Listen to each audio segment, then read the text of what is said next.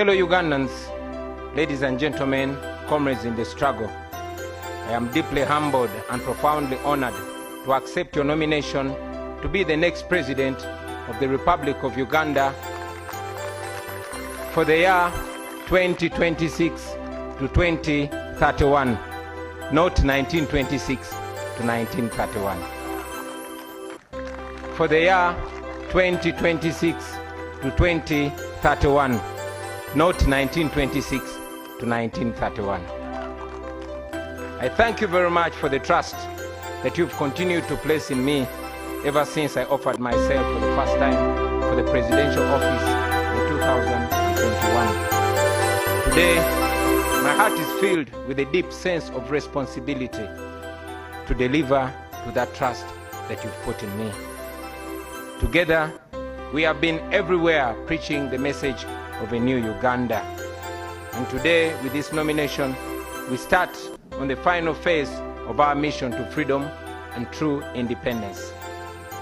Since our nation was born in 1962, every change of leadership has been written in blood, the blood and sacrifice of the common people of Uganda, the citizens of Uganda, and yet the leaders who always promised liberation have always delivered oppression.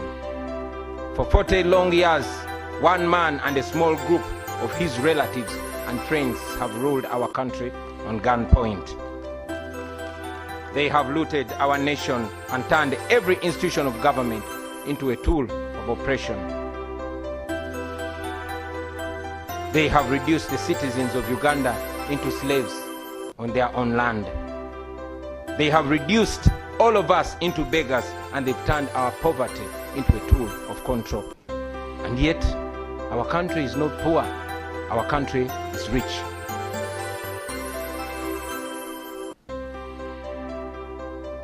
Our country cannot fall down. Our country will stand firm.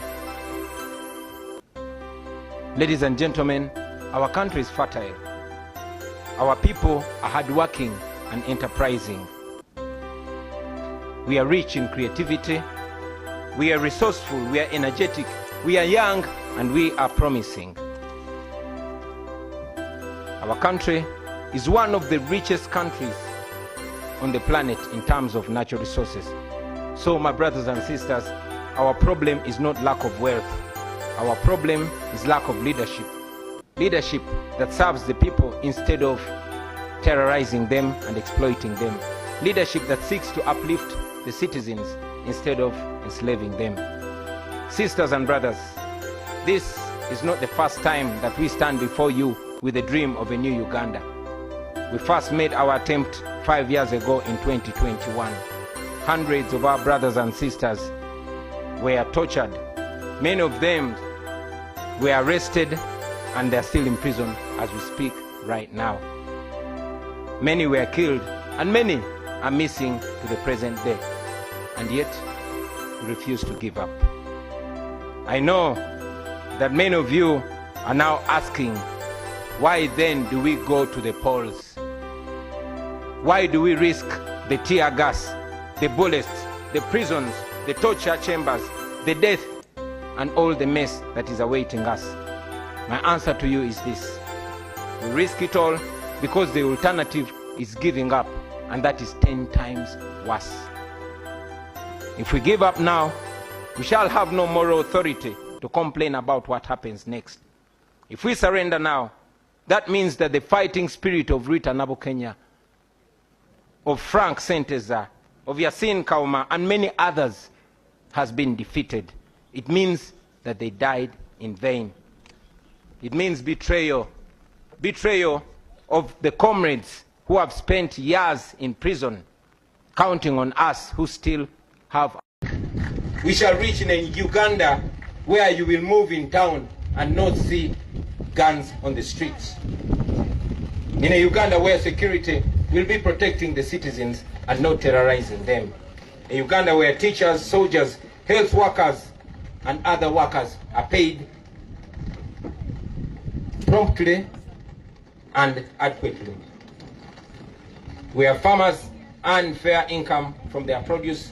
Where traders are not suffocating under exploitative tax regimes. That is a new Uganda that we dream of. That is a new Uganda that we shall definitely get to. A Uganda where citizens can demonstrate on the streets about injustice, and the response of the government will be to listen to them and not to shoot them dead. A Uganda where jobs are not for the connected few, but for all those who qualify and are willing to work.